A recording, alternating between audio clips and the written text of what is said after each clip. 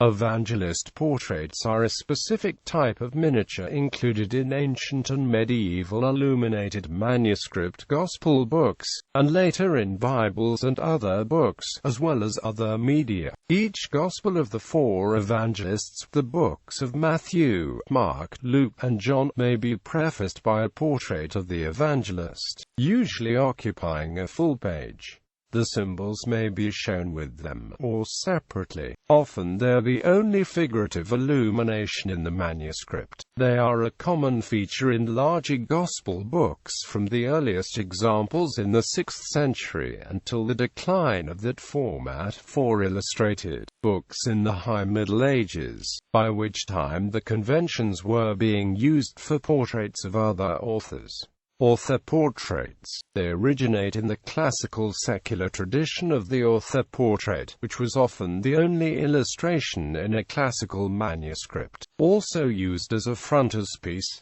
Very few examples of late antique secular author portraits survive, and rather more later copies. Some examples also draw on the conventions of the late antique consular portrait, much used for the emperors, who were also consuls. Examples of these, copied from the original, can be seen in the chronography of 354. The evangelist may be holding a book, but is not writing in it, and he faces the front on a large throne, surrounded by an elaborate frame, usually domed or pedimented. These frameworks are thought to draw from the style of the scarinare fronds, or elaborate proscenium structures of Roman theatres. The Evangelist Symbols. The traditional symbols of the Evangelists were often included in the images, or especially in the insular tradition, either given their own additional images on a separate page, or used instead of an evangelist portrait.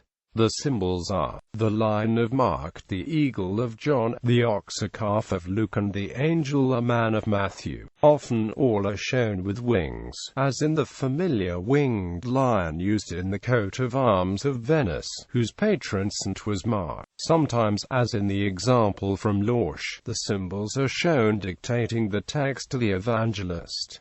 Depictions and other media. Late antique evangelist portraits often show standing figures, as in the ivory panels of the throne of Maximinus in Milan, but from the insular art of the 7th to 10th centuries. Evangelist portraits in manuscripts nearly always closely followed the seated classical models, showing the evangelists at full length, either looking out at the viewer or writing at a table or desk and seen at an oblique angle. These were derived from unknown classical prototypes, similar to those in the Codex Amiatinus and St. Augustine Gospels, though both of these types are rather different from the general types.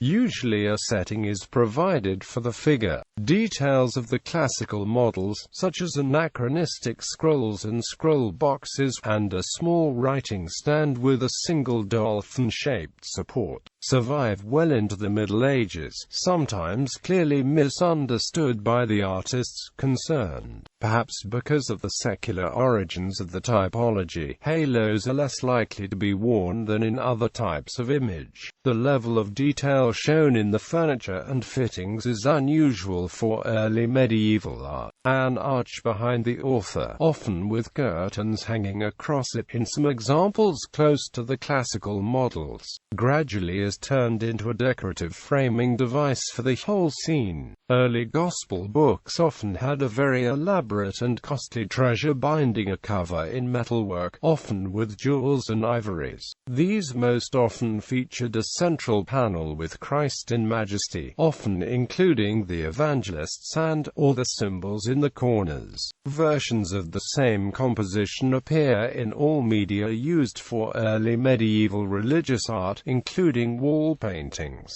The Tassel O Chalice is an 8th century example of pure metalwork with 5 oval medallion portraits of Christ and the evangelists round the cup. Insular variants and decline. The early artists of the insular period often show evangelists from the front or appear to be standing. Although a chair is drawn behind them, the human figure was not a focus of interest or skill for these artists. Later insular depictions seem to show figures without chairs, who are standing. Most of Europe continued to use the seated model, however, usually seen in of 3/4 on view, and usually with a cushion behind. Sometimes all four evangelists were combined on a page, sometimes around a Christ in majesty. Standing portraits were usual, however, for wall and later panel paintings, with the evangelists often treated as mixed with other saints. The Gospel book as a medium for heavily illustrated manuscripts declined in the West from the Romanesque period, and with it the use of the evangelist portrait. In the Eastern Orthodox world, the Gospel book remained a primary focus for illumination, and evangelist portraits, derived from contemporary Byzantine versions, are heavily represented among the earliest illuminations from the New Slav national traditions,